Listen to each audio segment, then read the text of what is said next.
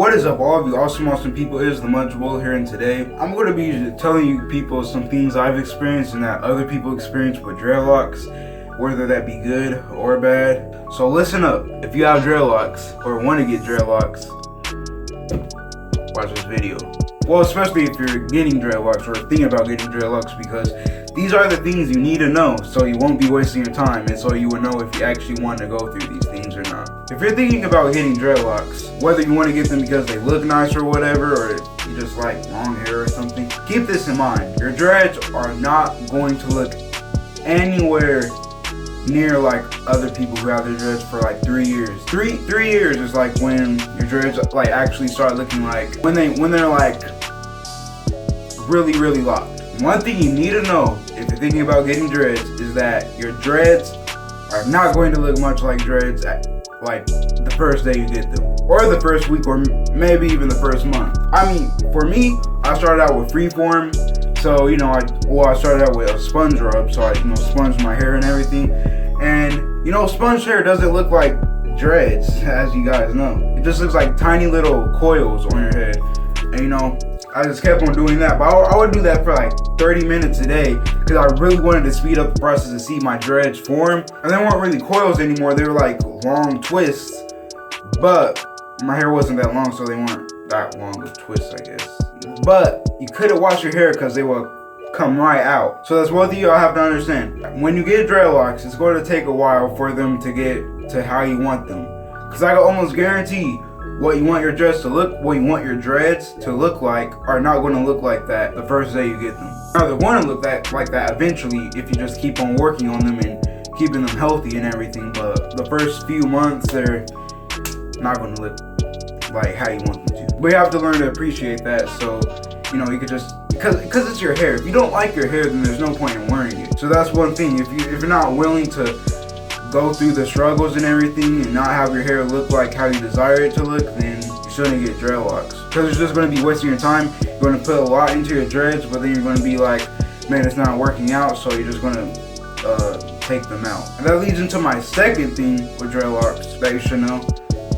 You don't have to cut your hair if you decide to get you don't have to cut your hair to you don't have to cut your hair if you decide to get rid of your dreadlocks. That took me like 5 tries to say because I stuttered, but yeah. But yeah, you don't have to cut your hair, you could comb your hair out. But the thing is, people think you have to cut your dreadlocks because they think you're going to rip all your hair out, or they just think that your hair is too hard to comb through. And if it's not easy to comb through, then you're going to rip your hair out. You're not going to rip your hair out. And yes, you see those people who comb out their dreads, they have a lot of hair that falls out. But that's not hair directly that comes out of their scalp, no.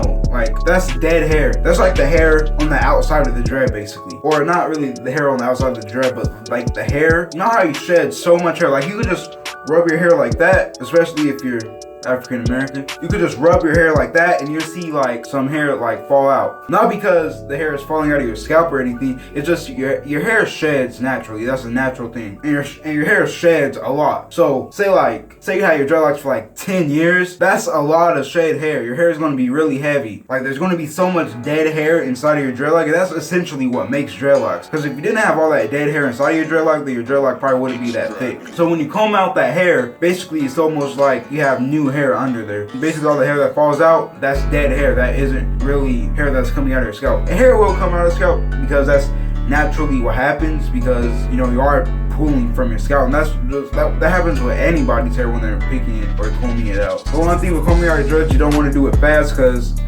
you might pull a dread out and not have any hair. So yeah. Now to my third thing. If you want dreadlocks, you're going to have to understand dreadlocks are going to itch like crazy. Well, it's not that they itch like crazy, it's just the dreadlocks are going to itch. So say you get a fresh retwist or something from a loctician or whatever, but then your hair starts itching like crazy. They want to be like, why is my hair itching so much? That's how I was. But it's not really that your hair is itching more because you got your hair retwisted and because of the locking gel or whatever. It's really just because you can't scratch your hair as much, because you feel more comfortable scratching your dreads and everything when they aren't retwisted and when they kind of look messy already. Because when you scratch your hair, you're kind of unraveling the dreads a little bit and kind of making them look messy and frizzy and everything. And when you get a retwist, you don't want to do that because that kind of defeats the purpose of a retwist, and you want to make it look as clean as it can. And some people would say the solution is washing your hair, but you can't wash your hair because you just got a retwist and all that new growth, which is the purpose of a retwist, to lock up all that new growth and to twist up all that new growth. But you can't do it as soon as you get a retwist done. So you're gonna have to deal with that itch, unfortunately. But there are ways like putting oils in your hair. Honestly, that didn't help me. Like, my hair is still itching like crazy. But like, it works for some people. So another thing is pimples. Now, how do pimples relate to dreadlocks? Now, see, I have this. I don't really want to show it because it's kind of gross. But I have a huge little. It's not really that huge, but it's a nasty looking pimple right here. And I don't want to get too close because it might gross y'all out. And this one, my hair is like this because I did have my hair down like this, which, you know, I like it down, you know, but sometimes it gets really annoying when it's like all in my face and it's like irritating me in my sleep. So, you know, I decided to like put my hair like this so my hair isn't all up in my face. And it's really difficult to do with short dreads because with short dreads you can't like put them back like this because like a lot of people with longer dreads, you know, their hair just stays back like this because, you know, it's hanging to the back. But my dreads aren't long enough for that. So I have to like kind of tuck it over here, and yeah. And sometimes it comes out like if I shake my hair too much, it will come out, but yeah. And the reason the pimples form is because like it's in your face and like the oils get onto your face and stuff. And you know what happens with oils on your face? You get pimples. So yeah, I like literally my face was clean the day before. The day after, I had this huge pimple. I'm like, but yeah. Another thing about dreadlocks, I guess all these things are kind of bad, but another thing you have to know before getting dreadlocks is that dreadlocks take a lot of time. Take a lot of time and patience. Because guess what? You're never going to be satisfied with your hair, ever. Even if you think you're satisfied, you will always want something, at least something different about your dreads. Whether that's big or small. And like people say there's an ugly stage of dreads, which like it looks like they have like little beady beads on their hair. But those are really just like really short twists because their hair is really short. Hey, maybe you don't think it looks like good, but you still have to appreciate your hair, and you know, you still have to appreciate your hair and appreciate the journey. Because if you don't, then you're just want to get rid of your dreads. A lot of people are impatient. I'm impatient, trust me. Like these dreads, like I want them longer. I really do. I also want them retwisted better, but it's alright. I don't care. Instead of focusing on how bad it looks now, focus on how close you are to, you know, your hair being how you want it.